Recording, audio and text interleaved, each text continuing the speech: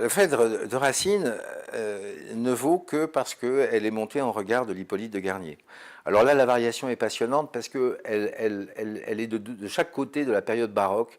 D'un côté, dans le XVIe siècle, qui après défense, illustration de la langue française, après la Pléiade, se pose la question de la poésie dramatique, c'est ce qu'on appellera la tragédie humaniste, avec, à mon avis, une des plus belles plumes, qui est celle de Robert Garnier. Et Robert Garnier, c'est un ronsard noir. Et puis d'autre côté, une voix qui est la voix déjà classique, d'un classique assumé, qui sera évidemment le classicisme de Jean Racine.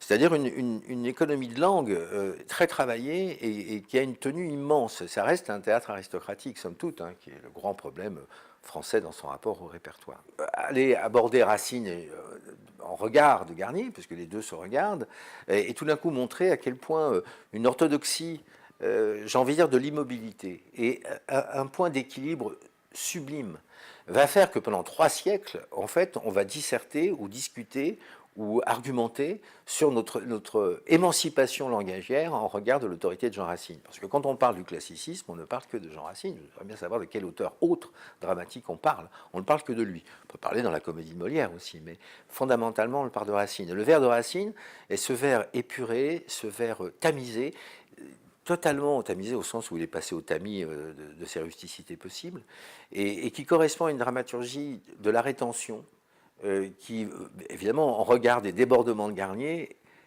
est soit un acquis, soit une perte.